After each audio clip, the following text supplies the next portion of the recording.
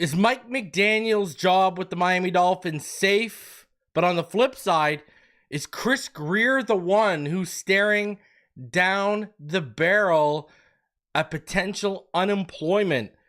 We're going to talk about that because I got a lot to say on that whole situation. Plus, we'll discuss all of the latest injury updates, including the latest on Grant DuBose. We will have everything for you from PFF to next-gen stats, everything you can think of to recap the Miami Dolphins 20-12 crushing Week 15 loss to the Houston Texans. We got a lot to talk about. We got a ton to talk about because there's a lot going on right now. So smash that like button, subscribe if you're new. Let's get into this.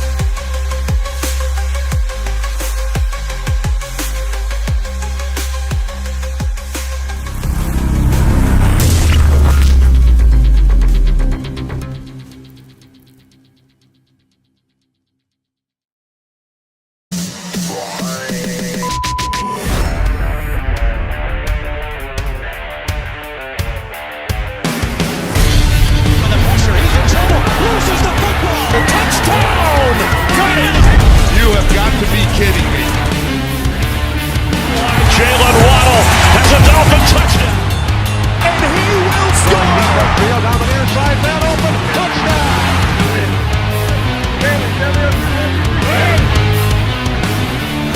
The run from Tua Tagovailoa. Touchdown. He's going deep. He's going over the touchdown again. Tagovailoa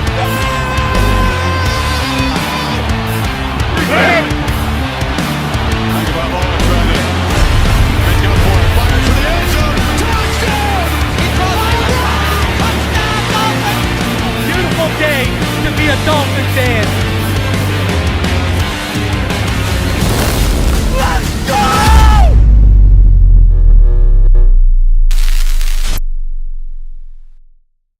What is good, Fin Nation? What's good? It's your boy Reason, and we are back here for another one. I'm wearing all white like my team just went to heaven.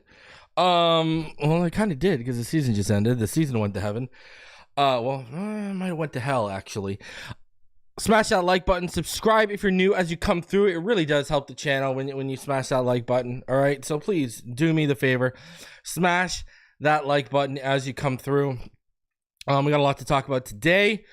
Listen, the first thing I'm going to talk about is the playoffs. I'm just trying to win a game. I don't care about the playoffs. I don't want to hear about how the Colts have to lose and the Chargers have to lose twice and Jesus needs to come down and say 3 Hail Marys for us to have a chance. I don't want to hear it. This team is not a playoff team. This team would get embarrassed in the first round. Well, I don't want to hear it. So, and I'm not even talking to anyone in general right now. I just am saying, I don't want to hear nothing about playoff talk. Okay? This team, you barely squeaked it out. And I said last week, we'd find out. Did they barely beat a bad team in the Jets? Or did they escape a tough division rivalry with a W? And I'm going to sit here and I'm going to say that guess what they did? They beat a bad team. All right? They didn't escape a tough division rivalry. They beat a bad team. And they barely beat a bad team, might I add. So, yeah, I'm not here for any of that playoff talk whatsoever. None of it. I got none of it. None of it. Now let's move forward. I got to talk about this because I see these little, rats scurrying and I see the scum coming out from under the rocks of the fan base. Funny how all of a sudden, when Tua has all these good games like against Buffalo Bills in week 9, or puts up 300 plus against Green Bay, when he performs in the losses we have, funny how you don't see certain people saying anything on X. You don't see certain people on YouTube doing all 22 film breakdowns, but all of a sudden they want to come out of the woodwork with a week 15 loss for the first time of the season second time of the season because they were out of the woodwork when he was concussed. But since he's been killing it, since he's been concussed, everyone's been pretty quiet as a church mouse. But now all these people want to be loud. And I see it. I saw it on X. I see it on YouTube. And I'm going to say right here, I had a former NFL quarterback on the show, JT O'Sullivan, who runs one of the best, if not the best, quarterback-centric film breakdown channels in the world on YouTube.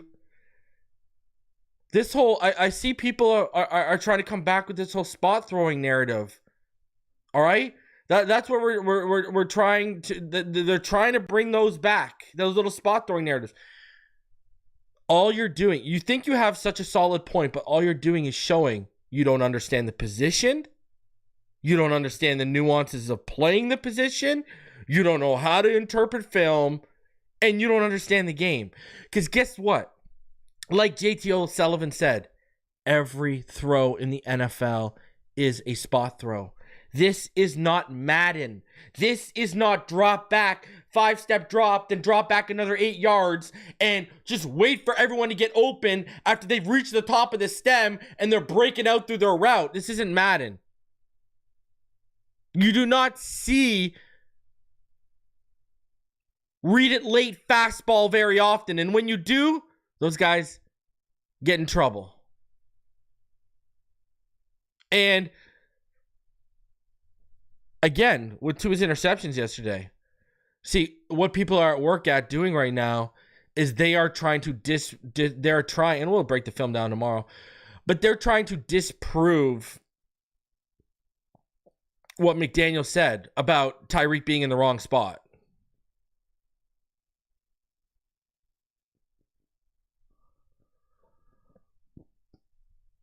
So,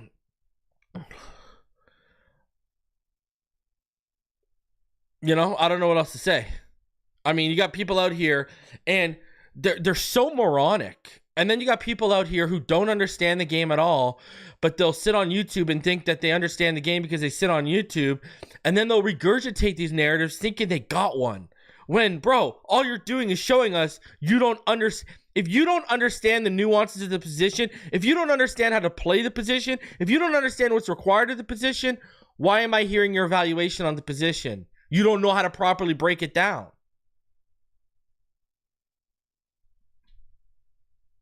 You don't know how to properly break it down. And some of y'all have never even thrown on a schoolyard, let alone in live action. So, what are we doing here? But they try to spin their webs. They try to spin their narratives. They got their agendas they got to fit. Buddy, when you're calling someone a spot thrower, you're actually complimenting. You're taught to throw to spots in Pop Warner. What do you think anticipation is? Anticipation is throwing to a spot, understanding the coverage, knowing where the soft spots in the coverage are, knowing your route concepts, and knowing which route concepts are going to come into the open spots, when they're going to come into the open spots, and throwing it to that spot with perfect timing. That's literally anticipation. Drew Brees made a living off being a slant merchant in anticipation, but no one wants to knock him. It makes no sense. It makes no sense whatsoever. And you guys think you have a strong point, but all you're doing is showing us you have a low football IQ and you're trying to pass it off as a high football IQ. That's all you're showing us. I mean, again, I posted the clip on X. I've got the video up here on YouTube. Go watch me and JT O'Sullivan talk about the spot throwing narrative. He basically laughs at it. Very, very few times in the year, let alone maybe once a game with a big arm quarterback, you might see them see a read late and fastball it. But no, they're trying to throw with anticipation. Every throw in the NFL is a spot throw. That's why leverage matters. That's why depth of the stem and the angle you break off at the top of the stem matters. That's why all of these little things matter. Holy jeez. And I see people on X talking about it. I'm like, are we serious right now? So, man, these people thinking they're out here, they're real smart, and they're proving that they're as dumb as doornails. I don't know what else to say with that kind of stuff. Skylar Thompson. Skylar Thompson cleared waivers today, as did OBJ. The word is the Miami Dolphins want to bring back Skylar Thompson to the practice squad. What are we doing here? Exactly. I just saw a comment. Ask any offensive coach and I'll talk all day landmarks. And it's not just for receivers, offensive linemen, etc. Everyone has a spot where they're supposed to be at. Like, that's what's crazy about this. Everyone has a spot and they're supposed to be at because of a job they're supposed to do. Running backs blocking in the backfield have a spot they got to be at. My God, understand the game, people. Stop listening to these guys who, only became hardcore fans, within the last 5-6 years, okay? So, Skylar Thompson, he's apparently, and speaking of these people who are talking about spot throwers and Skylar Thompson, oh boy, these people have told you Josh Rosen's the franchise quarterback. They've told you Jacoby Brissett and Teddy Bridgewater would beat out Tua. These people told you Skylar Thompson was QB1. These people have been more wrong on the quarterback position from all the way from understanding the position with the spot throwing narrative all the way to their projections and evaluations with Rosen, Skylar, Bridgewater, Brissett, etc. These guys, they're more wrong about the quarterback position than a weatherman is yearly about the weather. And the weatherman is wrong. If you take a full fiscal year and you count how many times that weatherman was wrong, that's 365 days. You're probably dealing with over 200 times. These guys are giving weathermen a run for their money with their quarterback evaluations and predictions. It's crazy. OBJ, Color me shocked he didn't get picked up. Color me shocked. He wants to go to a contender. Good riddance. Get out of here. Goodbye. Thompson, what are we doing here? Why are we bringing Thompson back to the practice squad? What are we doing here? What are we doing? Why are we circling the wagon? What is Skylar Thompson right now to this team? What are we doing here? So, you know, I don't, the investment, continuing the investment on Skylar Thompson for what?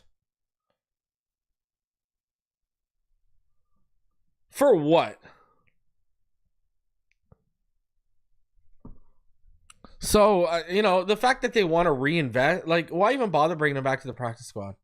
Shout out to Mike White. I don't know if you guys saw Mike White. He came in and was playing for the Giants yesterday. You know, this guy's getting starting reps everywhere he goes. Sorry, not Mike White. What's his face? Not Mike White. The dude that was Tim Boyle. Yeah, Tim Boyle. Tim Boyle's out here getting starting reps for the Giants because they're down. 12. What was he, like 12 of 24 for like 200 yards, a touchdown and a pick? It's better than anything freaking Skylar Thompson gave us. All right, I see people are talking about it, so let's start off. Let's continue these opening thoughts, and let's finish off these opening thoughts with my jabroni of the week. Now, I could have put all you Skylar Thompson truthers in here, so consider yourselves lucky. I'm going to go, and this is going to be a theme of the show, I'm going to go with Chris Grier as the jabroni of the week. And the reason why I'm going with Chris Grier is this.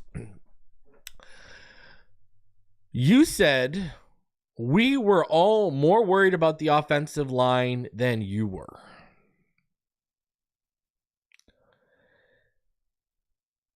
This is now multiple games. The last two good teams you faced, you've had serious issues with protecting Tua Tagovailoa. Because that offensive line is leaky right now. You know, you didn't have it. You know, we can sit here and talk about how bad. We've already covered this to nauseum. Everyone knows how bad your quarterback contingency plan was, but I'll do you one better. If I know I got an injury-prone quarterback, not only am I going to have that I've tied myself to as my franchise quarterback, not only am I going to have a legitimate contingency plan in place for as his backup, not Skylar Thompson, okay? The best way to avoid the injury, or the best way to do your job and, you know, to go the distance and try to avoid that injury is to what? Before we drafted Tua, I was on the Tuesday night panel. You can ask Dolphin fan. You can ask Mr. Ballgame. You can ask anyone who was on that panel. And before we even drafted Tua Tagovailoa, every time on the Tuesday night panel, what would I say? Build me a wall like what they have in Oakland, because Vegas, they hadn't moved to Vegas yet. Build me what they have in Oakland, or build me what they have in Indianapolis. I would literally say, I don't care if you draft Joe Burrow, Tua Tagovailoa, Justin Herbert, Jordan Love, build me that offensive line. And now here's the problem too. Now your lack of contingency plan, and it's also malpractice. Teron Armstead and Austin Jackson, they've been hurt every year they've been here. Kendall Lamb gets regularly banged up. Right? You brought back Isaiah Wynn, even if he didn't have a setback in rehab. The issue is Isaiah Wynn's hurt every year. So you didn't even have a good contingency plan for your initial starters. And then your starting plan, and I've said this how many times this year, who the hell, I want to know in the building right now, who the hell made the call and the decision that Liam Eichenberg was sufficient enough as a replacement for Robert Hunt? Was that Grier telling McDaniel, make it work? Was that Grier saying to McDaniel, hey, can you make it work? And McDaniel turning to him and say, yeah, I can make it work with Liam Eichenberg, because then they both take blame on that. Was it McDaniel gassing up Grier saying, I can get your guy? No, I don't think it was, because as much as people want to say Mike McDaniel was brought here to get Tua right, no, there were certain guys that were pushed on him from coaching staff to players. Crossman, who should be canned, and Boyer were forced on him. So were guys like Liam Eichenberg, Austin Jackson, etc., etc. So your contingency plan for your injury-prone offensive line and your contingency plan for your injury-prone quarterback, and then on top of that, your starting plan for your offensive line are all malpractice. Because here's the thing. We could afford to give you a little bit more of a pass if the offensive line, if the starters were legit. If all 5 starters were legit, but we had depth issues, at least we could sit here and say, okay, you know what? At least he got the starting 5 ready in front of, to even, I mean, it wouldn't be that strong of a case if we're dealing with like Armstead and Jackson being part of that because they're injured all the time. But my whole point is, if you at least got the starting 5, all 5, bang, bang, bang, bang, bang, we're all knocks out of the park, at least we could sit here and say, hey, when healthy, they've built the wall. We can't even say that. Because when healthy, this wall has got more leaks in it than the Great Hoover Dam after being struck by a nuclear warhead. And it always goes back to what I talk, and I've always talked about this conversation on this channel, me and Richmond, when we talk about the offensive line. What does he always say to me? One leak you can protect. When you start dealing with 2 and 3 leaks, that's when you start getting serious issues that you cannot plug.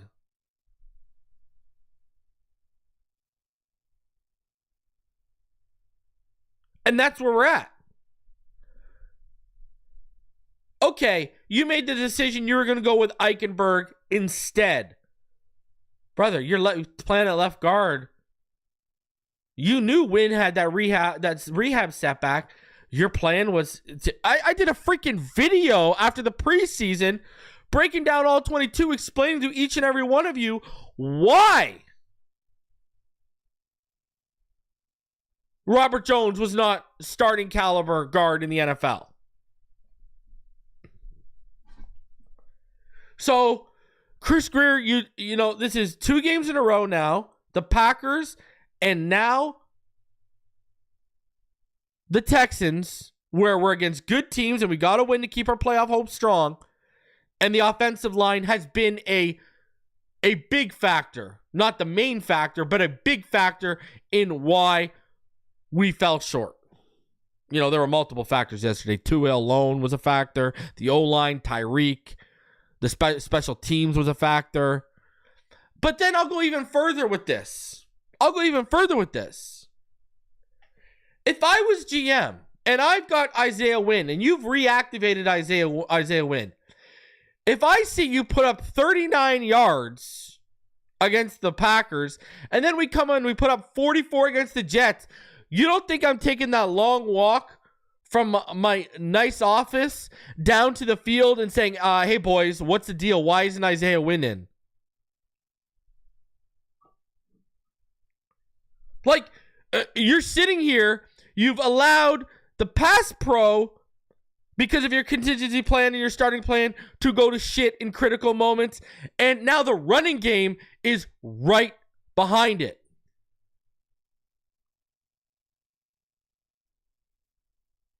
The running game is right behind it.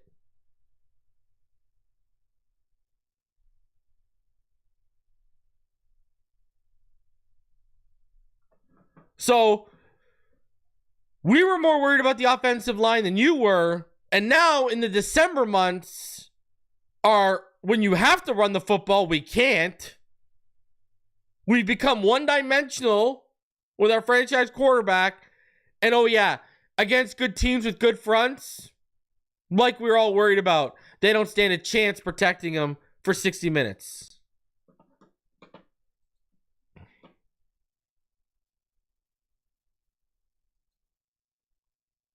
So, just absolutely brutal. And Chris Grier is definitely my jabroni of the week. And brother, I wouldn't be, yeah, I get it. We're more worried about the offensive line, but it looks like you're going to have other things you need to worry about. And the offensive line might be the least of your concerns when this is all said and done.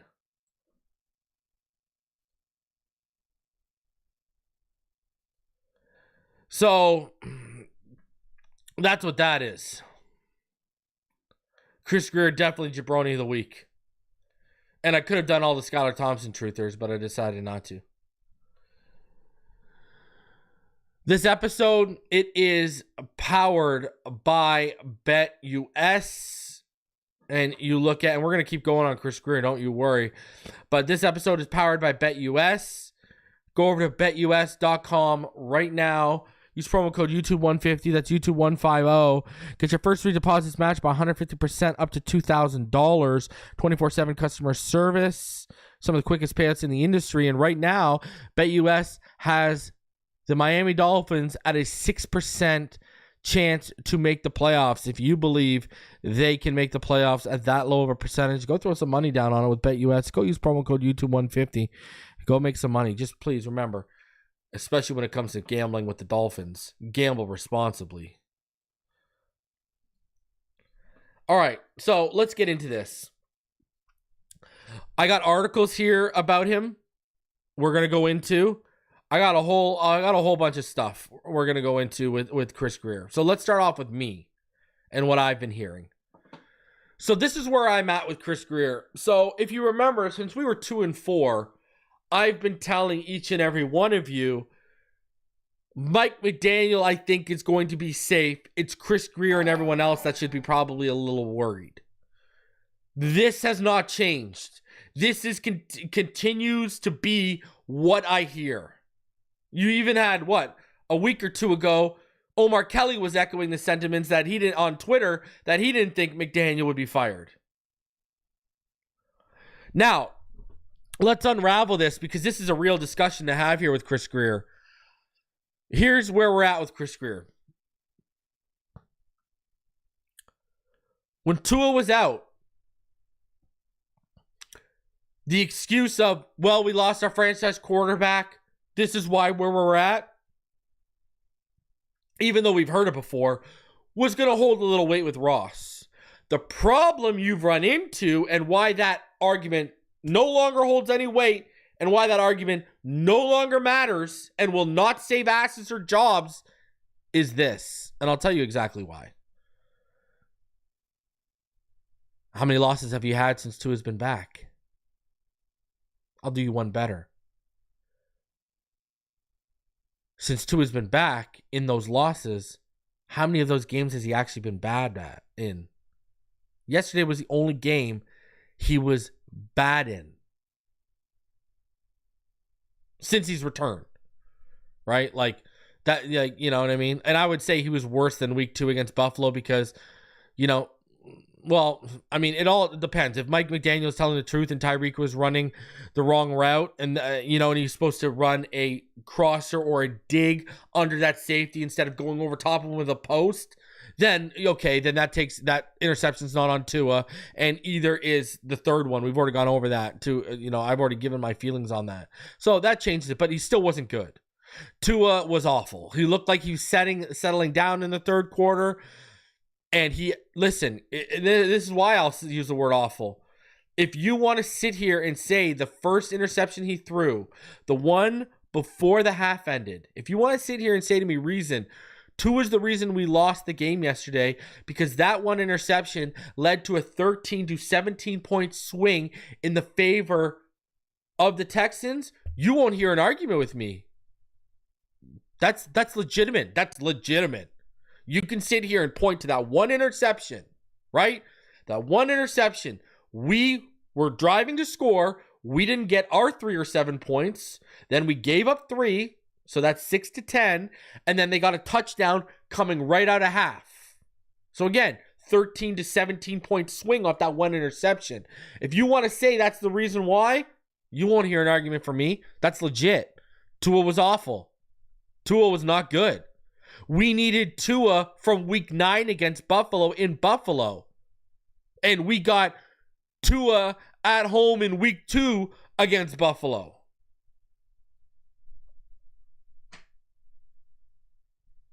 You know?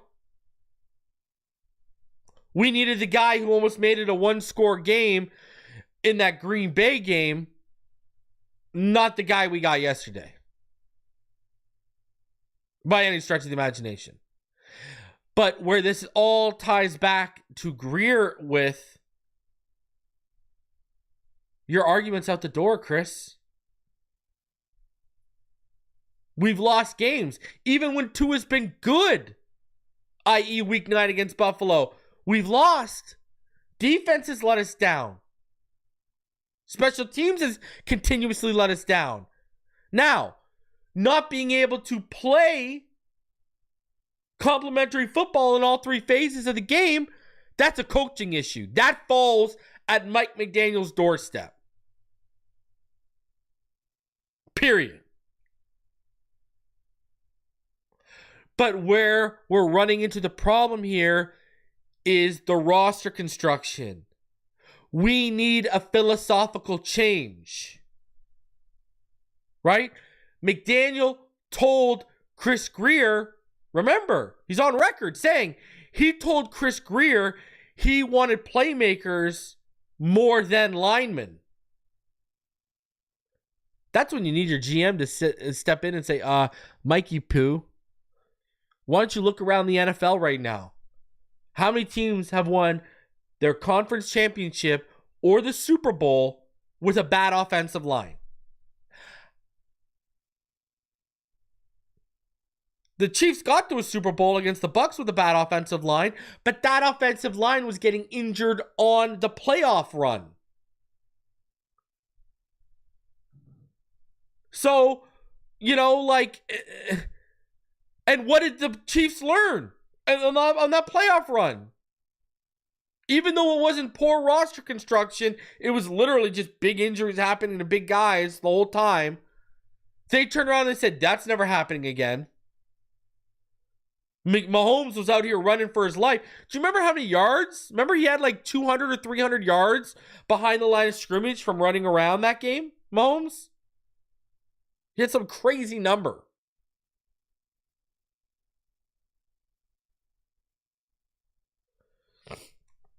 So that comes down to coaching. But the problem is we need a philosophical change in this roster construction. And I've said this before. You need a GM who's going to have balls and that's going to say no, Mike. And I can find an instance of him having balls and saying no, Mike. Go back to the draft in 2023. The 2023 draft. Mike McDaniel wanted to take Achane in the second round. Chris Grier stood his ground and he wanted Cam Smith. Now, you stood your ground, Chris. Bravo. Problem is, you got the pick wrong. And I was high on Cam Smith coming out too. Looks like I'm going to be wrong on Cam Smith.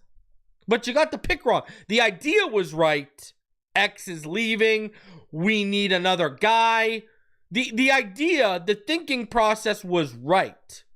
But what makes it even more scary about how wrong Chris Grier was, who had more intel on Cam Smith than Chris Grier? His freaking son played with Chris Grier. You think Chris Grier wasn't in with all the coaches and all the boosters?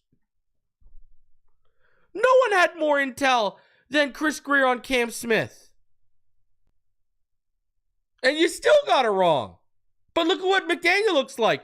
If we did a redraft of that class, Achane goes in the first round because he's the best receiving back in football right now. So McDaniel actually was right. So the coach was actually right there. But I was just using an example. He stood his ground. He stepped in and said, no, we're taking my guy. We'll wait. But we need a guy who's going to do that but be right.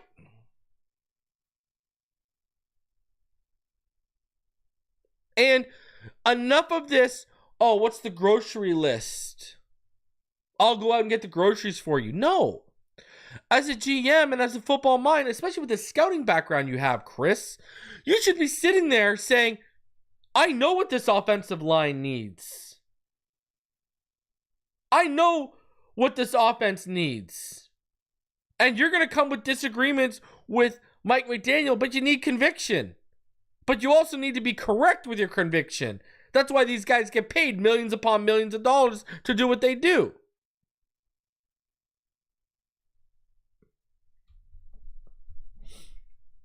And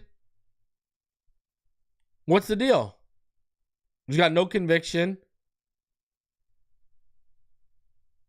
You know, so as far as Chris Grier goes, what I've heard is Chris Grier is not safe. Chris Grier is not safe. Mike McDaniel is pretty much safe. It would probably, for the consideration, for the thought to even be tabled on Mike McDaniel, from what I understand, we would have to lose out like the rest of the season.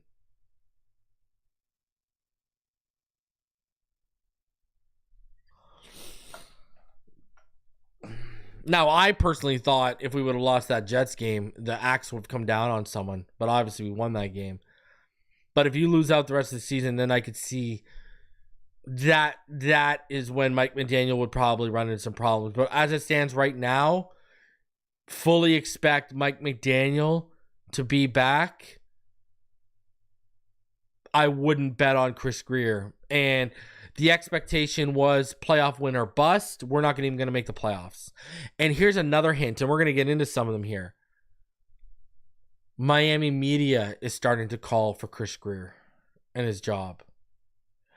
And when the media starts calling for the GM's job, that's when you know they're hearing things. You know, they're probably hearing the same thing I'm hearing. Probably saying the exact same thing. McDaniel's safe. Grier, his job is in limbo. But this goes back to Tom Garfinkel. Right? Garfinkel's protected him. Garfinkel's Ross's right-hand man. You know, and then in turn, they protected guys like Crossman and Boyer. You know, so I don't know.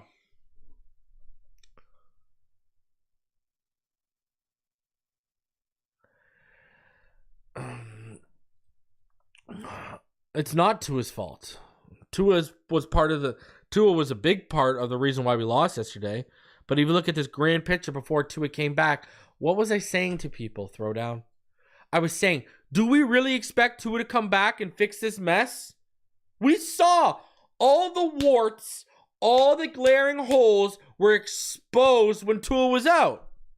And I said, I even said on record multiple times, do we expect Tua to really come back and fix this mess? And nope. And I'll go back to this. We haven't won a playoff game in 24 years, right? I don't care whether you're mopping the floors, whether you're in the scouting department, whether you're the GM, whatever. What's the common denominator over the last 24, 25 years? It's Chris Grier. And listen, this is coming from a guy who's come up here, and I've defended Grier before. He actually had a pretty good offseason, if you think about it. Right? Calais Campbell, home run. Jonnu Smith, home run. Right? Chop Robinson, home run. Patrick Paul looks like he's going to be really good. Malik Washington looks like he's going to be really good. Kendall Fuller, say what you want, upgrade from X. Jordan Brooks, best linebacker we've had since freaking Kiko Alonso was here. But what's happened? The whiffs are glaring. Didn't have a contingency plan in place for Tua. Didn't have a contingency plan in place for Armstead, Jackson, and Wynn. And then your answer for replacing Robert Hunt was Liam Eichenberg. Right? Marcus May, whiff. Jordan Poyer, whiff. Should I keep going? You know, like, the whiffs are glaring too. That's the problem. Yeah, you got a lot of home runs in the offseason, but then you got a lot of whiffs, and the whiffs are glaring. And specifically when we get to the safeties, the whiffs have actually cost us games. And the offensive line and the safeties, they've cost us legitimate games. How do you blame one player for a team's demise? You can't, Don, especially when it starts at the philosophical roster construction of this team. And I use that word philosophical roster construction. That's what's got me worried. That's what's got me worried. You've got to change the whole philosophy on how you construct this team. And I'm not worried about Tua. Even if you fired McDaniel, I'm not worried about Tua performing in another offense or with another head coach. He's grown with Tyreek Hill. You've seen a lot of quarterbacks over the last, over your lifetime grow when they get an elite receiver, and he's grown. I'm not worried about Tua. Tua's proven, look at first time we've got 3 500-yard receivers in McDaniel's system. He's spreading the ball around. He's taking what the defense is giving him, et cetera, et cetera. I'm not worried about Tua in another offense. I'm really not. He's seen basically like everything that you can throw him in the NFL. The problem is you got a coach who's not very good at in-game adjustments. Like Mike McDaniel couldn't find a way to get Tyreek Hill or Jaylen Waddle open. I mean, you're not seeing him using mesh concepts. You're not seeing him use, whip routes or pivots, whatever you want to call them. You're not seeing him use underneath stuff with these big guys. You're not seeing a ton of rub routes. You're not seeing rub routes to free up Tyreek or Jaylen Waddle. You're not really seeing a lot of creativity to get them. Instead, you're seeing them really pigeonhole themselves yesterday when the middle of the field's being taken away. Okay, let's just throw outbreaking stuff. And then they just sit on it. Like, you've got no answer for that. It's crazy. You've got no answer for when they're sitting on what the stuff they've seen on film. And that's a game planning and schematic issue. But Mike McDaniel will be given another year. Mark my words. Mark my words. He will be given another year. So, let's get into a few things here. Let's start off with what Omar Kelly said here. He had an article, Dolphins must find someone to lead this franchise out of the wilderness. Fuck, man. Tyreek Hill yelled in the locker room minutes after Sunday's 2012 loss to the Houston Texans, which virtually eliminated the Miami Dolphins from postseason equation. Quote, this was supposed to be our year, the 5-time first-team All-Pro receiver said in a moment of transparency before taking his post-game shower, likely to wash off the disappointment from another season that fell short of expectation. The Dolphins had the hottest offense in the NFL in 2023 and added tight end Jonnu Smith and Odell Beckham Jr. Devon Achane, who set an NFL record for yards per carry as a rookie, was going to be a year older and more experienced. And the offensive line was entering its second season under Coach Butch Barry, who worked miracles with that unit in 2023.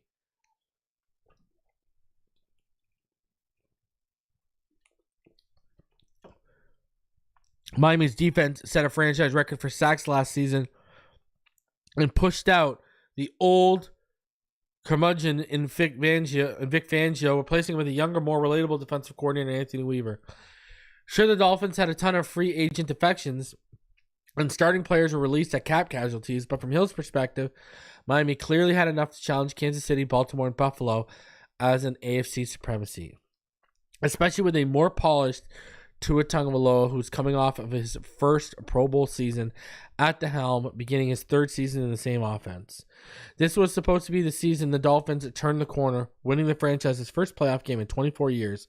But what South Florida got from its NFL's franchise was the same old, a Dolphins team that belly flopped in December for whatever reason. 4 turnovers from Tagovailoa doesn't help. And neither did receiver injuries, Jaylen Waddle's knee and Grant DuBose's head trauma that got him hospitalized, or playing with a depleted offensive line, which is missing Armstead and Kendall Lamb, as well as Austin Jackson and Isaiah Wynn. And it doesn't help that Miami has averaged 3 yards per carry for the past 6 contests since starting right tackle Austin Jackson sustained his season-ending knee injury in Miami's second loss to the Bills. For the season, the Dolphins are averaging 3.86 yards per carry, which is more than half a yard behind the NFL average of 4.42 yards per carry this season. None of this is ideal, especially since a quarterback's best friend is a forceful and consistent rushing attack. But we will probably pretend none of this is relevant and blame everything on Tagovailoa and maybe Coach McDaniel. However, the root of the problem starts with how this team was built. And it was built to be a loser from the beginning based on how General Manager Chris Grier conducted himself last offseason. Football games are won and lost in the trenches, and Miami's terrible at the line of scrimmage on both sides of the ball. The Dolphins are a disaster in the trenches because management neglected those areas in the offseason, ignoring glaring holes like Miami's offensive guards and nose tackle and signing stopgap players to cheap deals. There's one thing life has taught me, it's that you get what you pay for, unfortunately.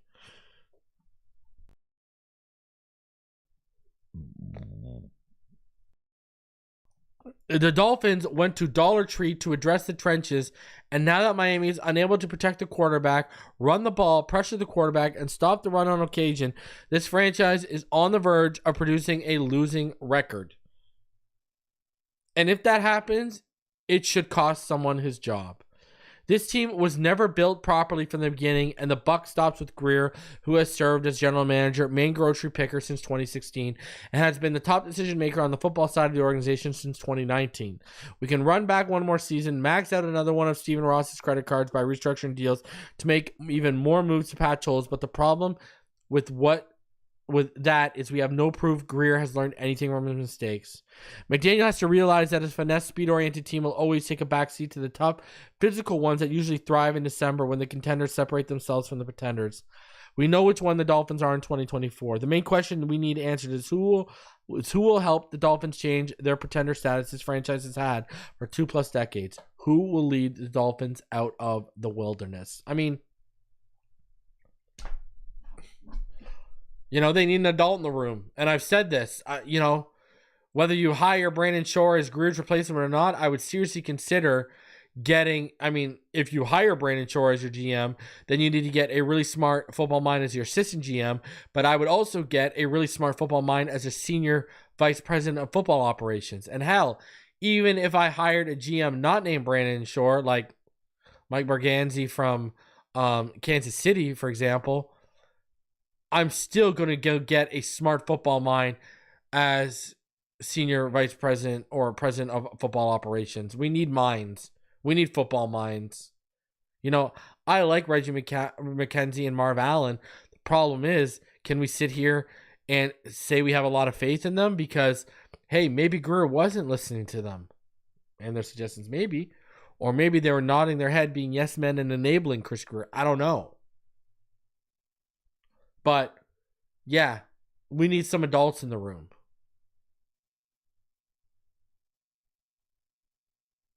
We need some, I don't know. We need to place, we need answers.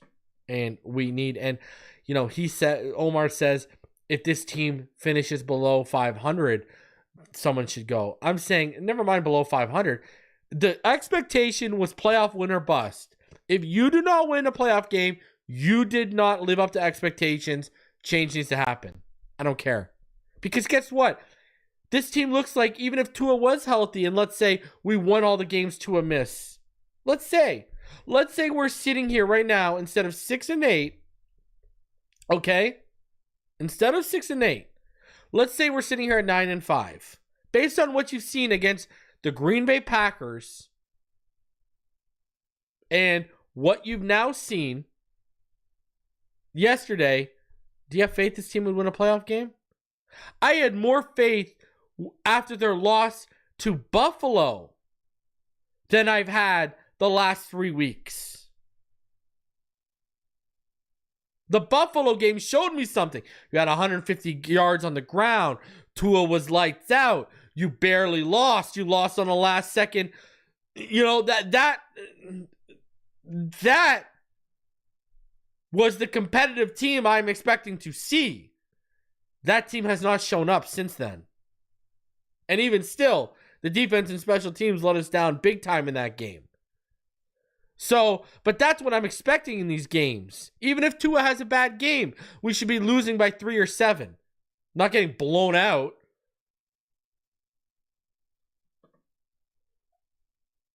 Period. So, that again comes down to roster construction. Bo Nix and the Denver Broncos, they're making a playoff push. Did you notice he threw 3 interceptions yesterday? But they still, look what the defense did to Anthony Richardson. They're up 13-7. And look at how that game ended. 13-7 in the third quarter. And look at how that game ended. Josh Allen throws no touchdowns, 2 interceptions, and not even 200 yards against the Colts a couple weeks ago. They still find a way to put up 30 points and win the game. Jared Goff throws 5 interceptions in a game. Lions find a way to win the game. You think we'd ever win a game where Tua had 5 interceptions? Let me ask you this. Josh Allen, he's got the most turnovers in, let's not include this year because he's been lights out this year for the most part. But the last 5 years, he's had the most turnovers in the NFL. But they've won playoff games. They've won the division. Do you think the way this roster is constructed, we could afford Tua to lead the league in turnovers for 3, 4, 5 years and we'd win the division or we'd win a playoff game? That right there tells you it's deeper than Tua. Because that right there is telling you it don't matter. There's no way this team can win unless Tua's perfect. And that right there is the glaring evidence you can point to and say, yeah, this roster construction is flawed. You should be able to win games if your quarterback has a bad day. You should be, not all of them, but you should be able to win games when your quarterback is out.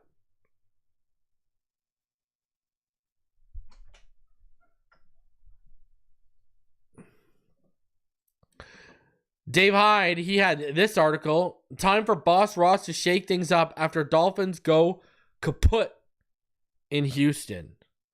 Do it, Steve Ross. Shake up this mediocre Dolphins organization. Make the necessary moves, starting with replacing General Manager Chris Grier after another disappointing game basically ended. Another troubling season came down to the Dolphins' best players not being good enough Sunday. Tagovailoa twice came to the line in the final few minutes to spot receiver Tyreek Hill in one-on-one matchup against Derek Stingley. Twice. Stingley came out with the interception. It was just not a good ball, Tagovailoa said of the second interception, the one that effectively ended the Dolphins' 2012 loss with less than 2 minutes remaining. That was his third interception, by the way. You've got to throw it further down the field for Tyreek. And shout out to Tua. Like, he'll still take it on the chin, even though Tyreek got both hands on it. You know, but what's funny is, you know, it's if fans will look for a non-literal sense to what he says to use against him, and then when he's clearly protecting teammates, they'll take it literal and use it against him, so he can't win. So do it, Boss Ross.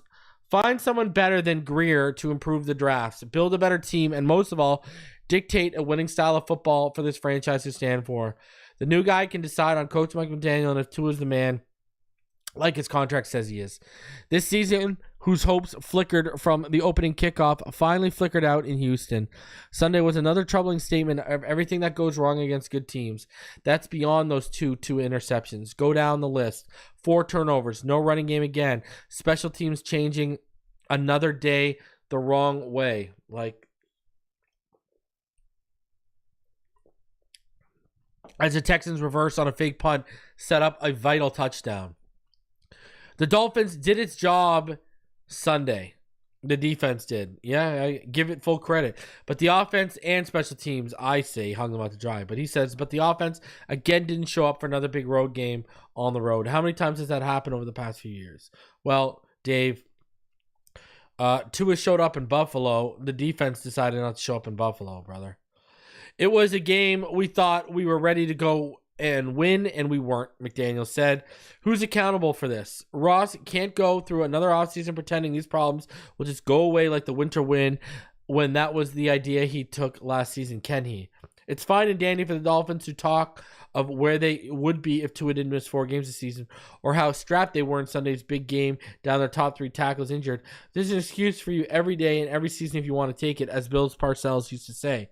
Someone was responsible for not having an NFL quality backup quarterback on the roster, and the 3 missing tackles, while troublesome, didn't cost the Dolphins the game on Sunday. The large team architecture cost the team again and again. Personnel, drafts, how to spend money, what kind of team to build. That's the center of the Dolphins' problems year after year. It will cost them more coming up, too, if someone doesn't start looking out for the organization in a manner no one did last offseason by rewarding players who haven't won anything with extended contracts and unnecessary risks. The slope gets more slippery as the oldest roster in the league gets older without winning anything. This franchise could be headed for the dark ages again if better decisions aren't made coming up. Ross talked in the preseason to Dolphins broadcasters about how this was a potential Super Bowl team. Maybe it was just the stuff owners say in preseason, but no one's talking such nonsense now. This is a 6-8 team. Even with Tua starting, it's 5-5. That's not going to get you anywhere but on the sofa in another January. This is a soft team in a hard game and a team that can't win in a tough game when the season depends on it. Why? Well, some of that's coaching players to be too comfortable. Much of it's the larger organization, as reflected last summer when Grier and Tua chuckled about questions over the interior line play. They didn't need good physical middle of the line. The idea was because the ball would be thrown too quickly. Tagovailoa was sacked 4 times and had 4 turnovers Sunday. He was sacked 5 times and the offense had 3 points at halftime in Green Bay. That's not just because their guards aren't good, but that's what this franchise hasn't figured out, is that you can't have glaring problems anywhere and win big, and they have glaring problems all over the roster. Here's an organizational problem.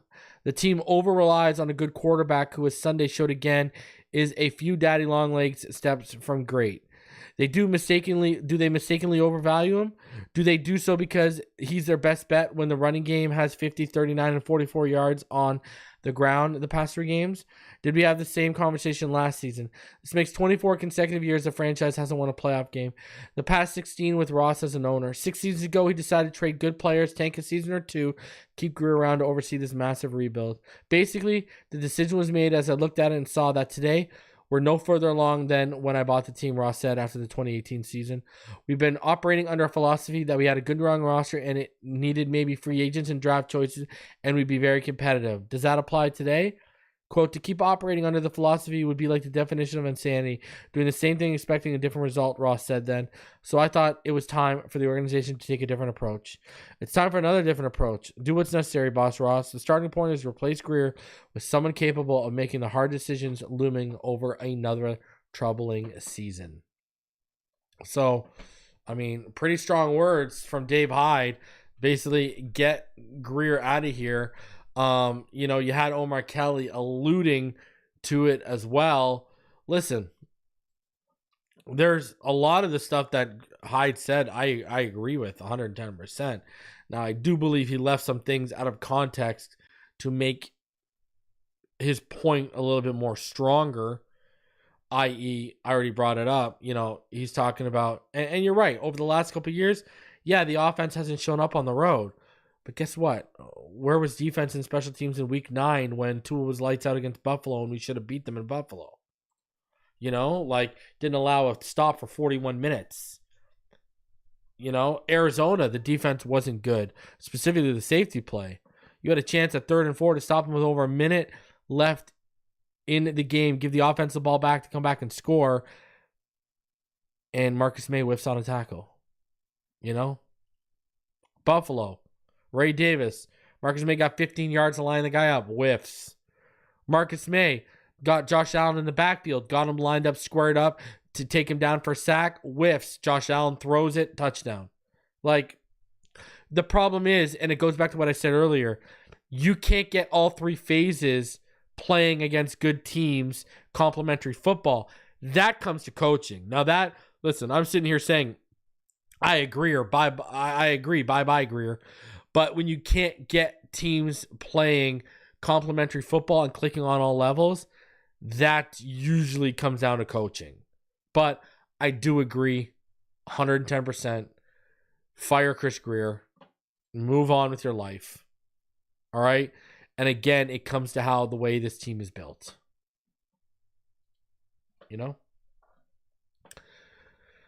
So, here's an update on all the injuries and everything today.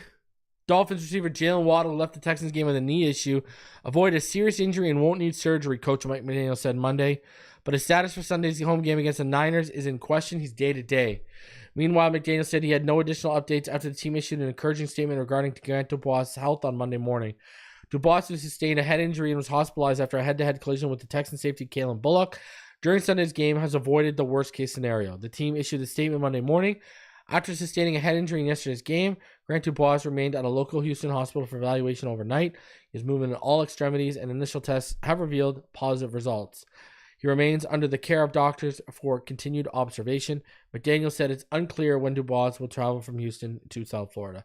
McDaniel addressed other issues. McDaniel was not ready to commit to outside linebacker Bradley Chubb playing on Sunday against the Niners. That won't be decided until the end of the week. I mean, what's the point now? Miami can activate him as late as the Wednesday after the Niners game. Chubb, who sustained a serious knee injury December 31st against Baltimore, hasn't played this season, but he's been practicing on a limited basis for 2 weeks. With regard to this run game regression, McDaniel said of Sunday's Houston game, I think our yards per carry doesn't do the running backs justice. Our blocking wasn't good enough, and some of the focus is specifically how to improve that. This particular game wasn't up to the standard. Everyone is very, very aware that this is not anything we want the Miami Dolphins football to look like. We need it to get better fast. McDaniel said the Dolphins are interested in re-signing Skylar Thompson. I mean, why? I've already gone over this. Like, why? Here's your playoff update, even though I don't want to talk about the playoffs. The Dolphins, this is how they win out. This is how they make the playoffs, even though what's the point? Here are the most plausible, though not likely ways for Miami to qualify. The Dolphins win out. The Chargers lose 2 of their final 3 games, and the Colts lose once.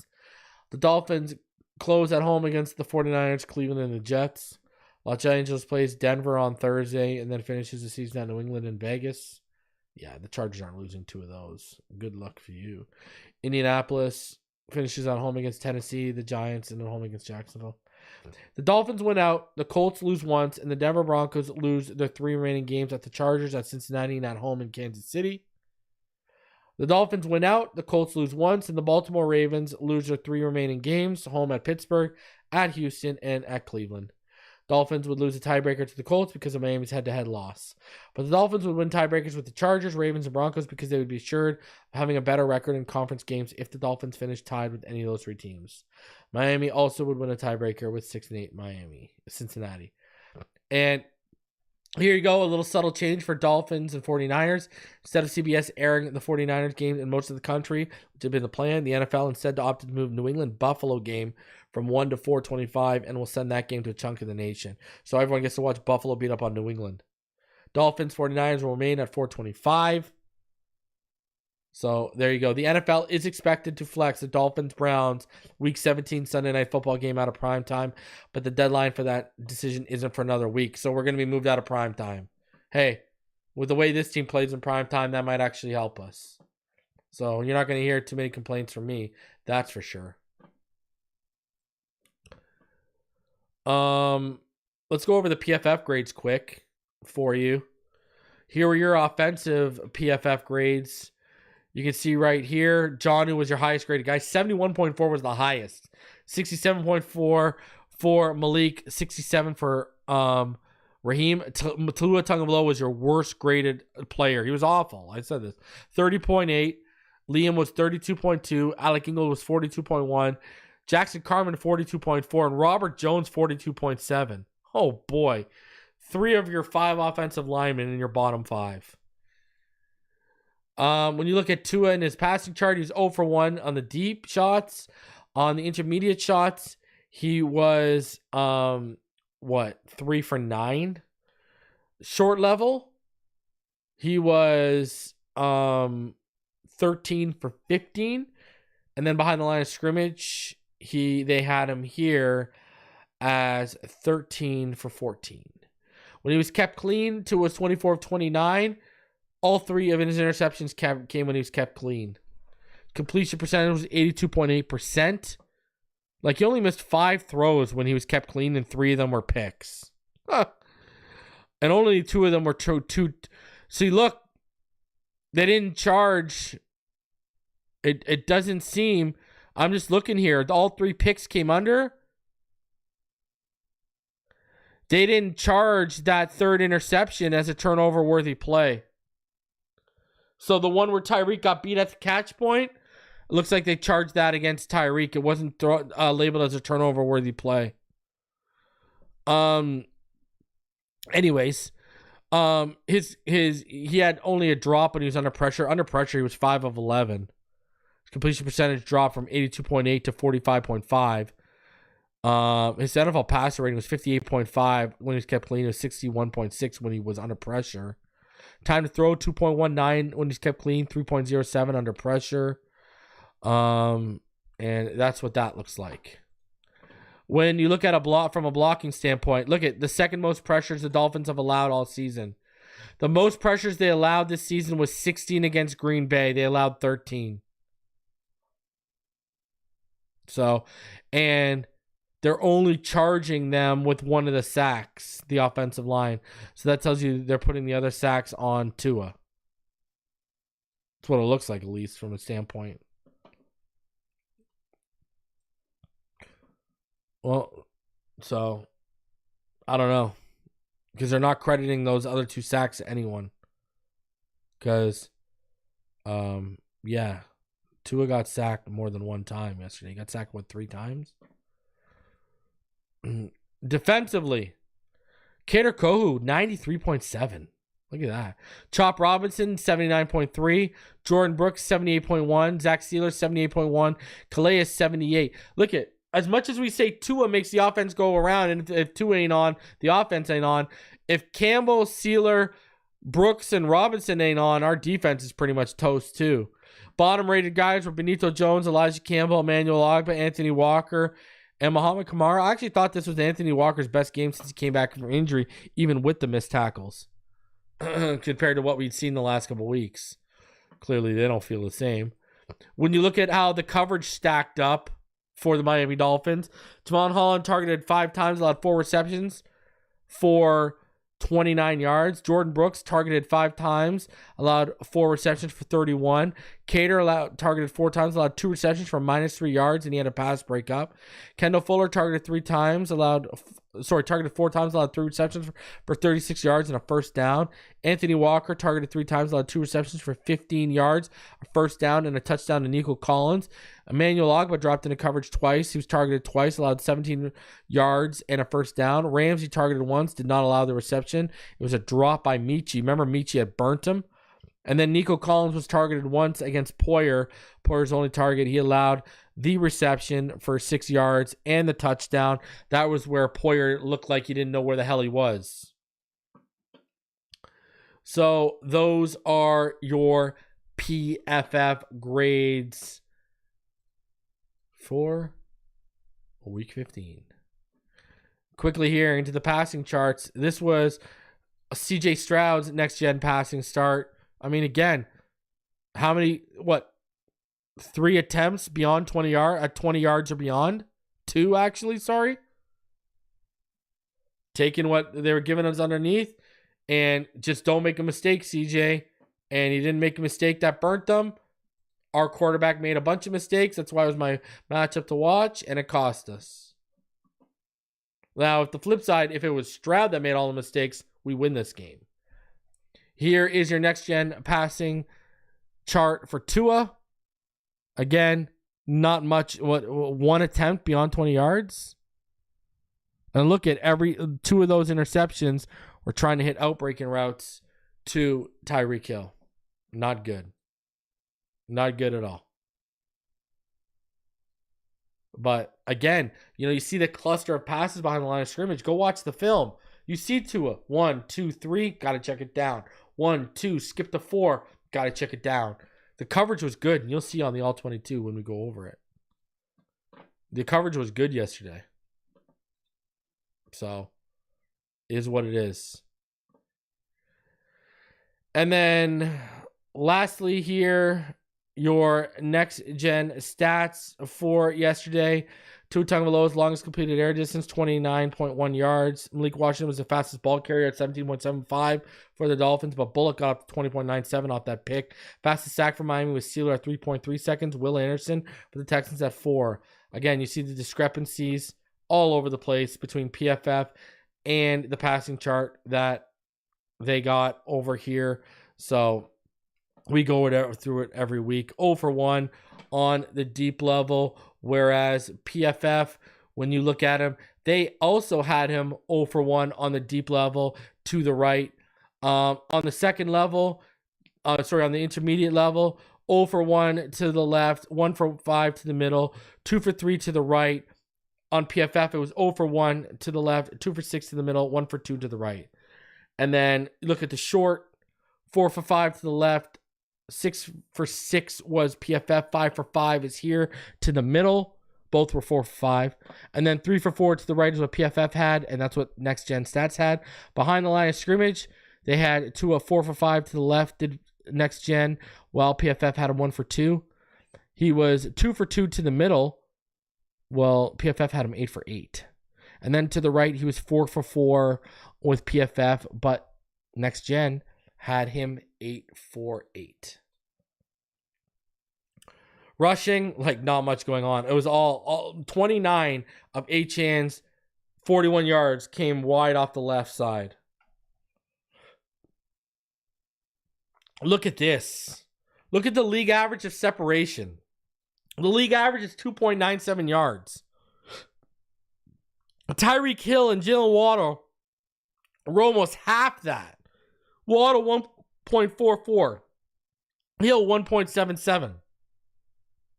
Wow. Malik 3.56.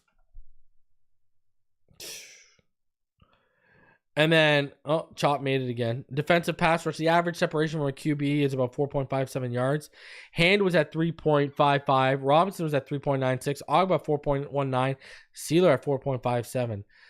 Tim Settle 4.1. Daniel Hunter 4.6. Autry at 4.88. Will Anderson at 5.38.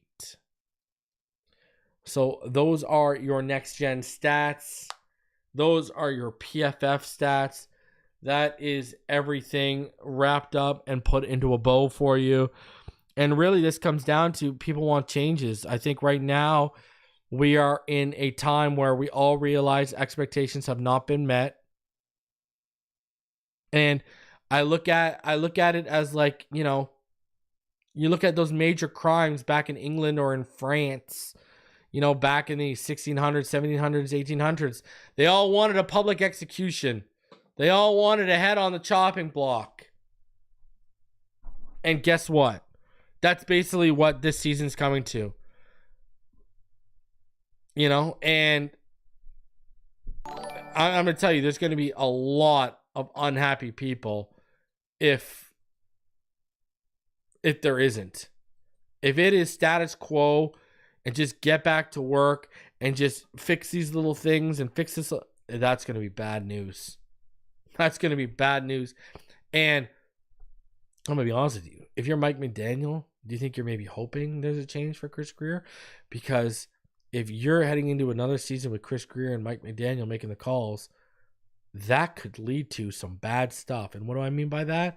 That could lead to a repeat. And then everyone's going to be fired. Mike McDaniel might be sitting there saying, man, I hope they make the change and I hope they pick the right guy, because that might save my job rather than running it back with Chris Grier. Real talk. That's a legit. Just saying. Right? And something's happening. Ross will not sit on his hand. If we do not make the playoffs, let alone don't win if we don't win a playoff game, let alone don't make the playoffs, Ross is doing something. It's coming. Shout out to BetUS for sponsoring this episode. They currently have Miami at 6% playoff odds to make the playoffs. If you think they can make the playoffs, go put some money down on BetUS.com. Use promo code YouTube150. That's YouTube150. Get 150% deposit match on your first 3 deposits up to $2,000. 24/7 customer service. Some of the quickest payouts in the industry. Shout out to BetUS for sponsoring the channel. So, here's what I'm going to do. I've got the joy of breaking up some film tonight for all of you, and we'll break it down tomorrow, and we'll see what we got there. Not excited about that. Let me tell you this. So, hey, it is what it is. And yeah, Spliff is right. I mean, I've gone over this, right? Like, Robert Hunt wanted 12 to 14 million in June, right? June of last year. You could have signed him for about 12 to 14 million. We came back and we kind of balked at that number. We came back in October and said, okay, we'll sit down and we'll talk these numbers. You know, it's the same thing that happened to Christian Wilkins. Christian Wilkins was willing to play ball at $22 to $24 million, but the problem is we waited till October. You can't wait 5, 6, 7, 8, 9 weeks into the season and then say, yeah, okay, well, now I'm willing to talk to you. They're going to turn to you and they're going to say, we're already halfway through the season. So, yeah, one of Chris Grier's biggest detriments is he's never been able to get out ahead of contracts. And the one he did with X, he just gave him new money anyways. Smash the like button. Subscribe if you're new. We'll see what happens as we move forward. Love all y'all. Appreciate y'all. Fins up. I don't know how, but somehow, some way.